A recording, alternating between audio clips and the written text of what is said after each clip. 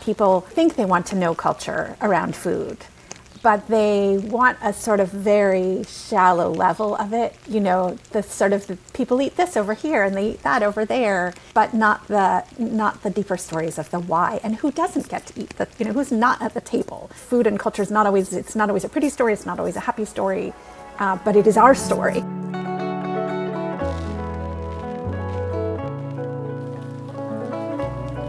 I'm Dr. Megan Elias. I am an associate professor of the practice at Boston University, and I am director of the food studies programs there.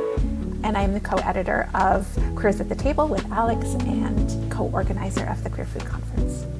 I'm Dr. Alex Ketchum. I am an associate professor at McGill's Institute for Gender, Sexuality, and Feminist Studies. I am a food historian. I'm the co-organizer of the Queer Food Conference and co-editor of Queers at the Table.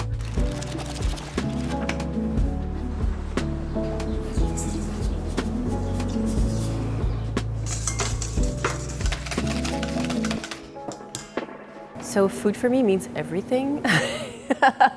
Like for me, just food, it's a love language. Connection.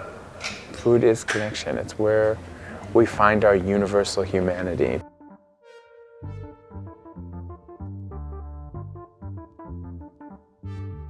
When I feel happiest or most fulfilled thinking about food, it's being able to nourish others and kind of gather with other people. For me, food is the vector through which we get to a lot of other conversations. That's not to say that food itself is not interesting, because it is, but for me, it is how you get into politics and gender and race and class. Food is the thing that if you look at it, you see everything else that's important. And I feel like I could do this with, I could do this with anybody's meal. Just like, tell me what you're eating and I'm gonna tell you the entire, like how you're connected to the rest of the world and the past and the future. And like when I tell people that I teach food and gender and they say, what, food and gender? How can those two things be together? And I can simply say, when you were growing up, who did most of the cooking in your household? And they'll say, oh, I suppose it was my mother. Or like, oh, it was my father, but that was unusual and it was because of this and this. And it's all, you know, it's within 2 seconds we're really having the conversation about, about gender roles, gender hierarchies, expectations, what is a home, what is a family, like all this stuff that's worth thinking about.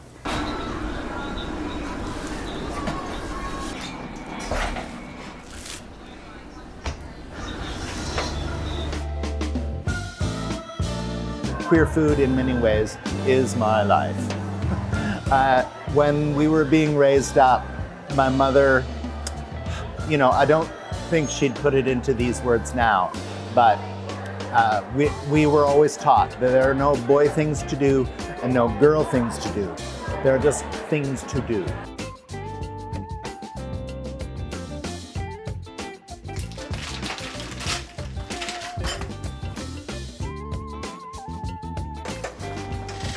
People always say that, oh, queer food, what do you mean? Why is it queer? Queer food has to do with labor, who's cooking the food, who is the food for, how is the food being used to foster community, right? Like if it's a queer food business, that it's like run by and for queer people. And then there's certain dishes that have been important in queer history, such as like brownies that were cooked to combat wasting syndrome, which is a symptom of HIV/AIDS. And so there's like different dishes that we can look to. More broadly, there's ways of queerness as kind of challenging binaries, which Megan is really good at describing. Yeah, so for me, I never like to put boundaries on anything. So to say that queer food, as a historian, queer food is something that we should recognize, right? That it has always existed, that queer people have been making food, that they have been feeding each other, that they have always being both queer and food creators, providers, growers, that the two have coexisted. What is food that expresses this concept of challenging binaries and challenging restrictions on identity? What is the food that allows people to be their full selves, at the table or wherever they're eating?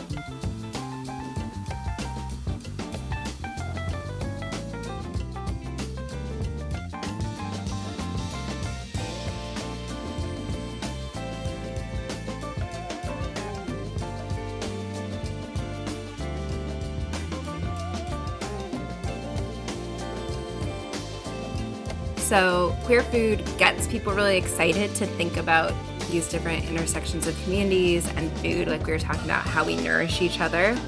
It also allows us to think differently about like the plants that we're eating, like thinking about the different organisms we're in relationship with. And I also think it's really useful just to draw attention to a lot of the people that have done work in kitchens whose work hasn't necessarily gone acknowledged in the same way.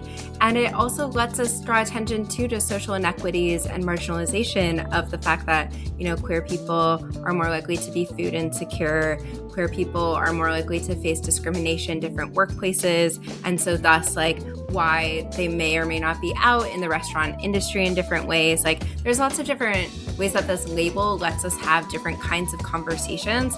Yeah, I think it's so useful, as you're saying, as a way to challenge assumptions and to make people wake up and think, oh yeah, the food that I'm eating, the way that it's prepared is perpetuating certain systems, right, and certain expectations and kind of restrictions on identity. And so what if we say queer food, right? What does that open up? I think in one way, it's given us an important lens to have different kinds of conversations. It's just this way of getting different communities involved. And so, that really for me is what queer food is. It is what we're eating, but it's kind of how we're eating it and who we're sharing it with.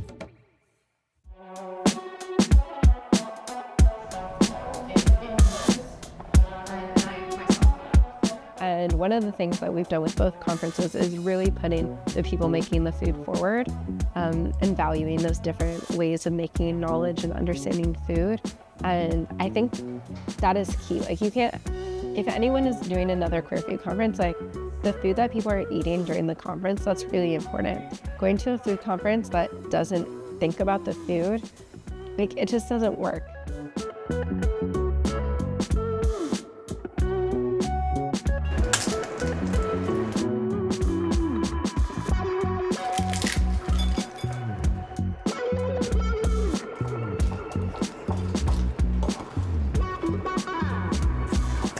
I'm just thinking about, I was at an event a couple weeks ago and I had her book and I was selling the book and I had stacks of it, and someone came towards the table and she said, "Queers at the table? Why are they queer? Why does it matter? Why are they at the table?" And then she picked up 2 books and bought them. I was like, oh, okay, it happened. She asked all the questions and then she was took away the books, and now she'll know. But I was ready to say, oh, this is why it matters, because because they're at the table and they've always been at the table, but they haven't been acknowledged at the table, and let's understand what that means. If you look at the cover of our book too, I think it kind of exemplifies a lot of the things that we're talking about, different kinds of utensils, different ways of relating, different identities, folks sharing in different ways. So yes, judge this book by its cover, definitely.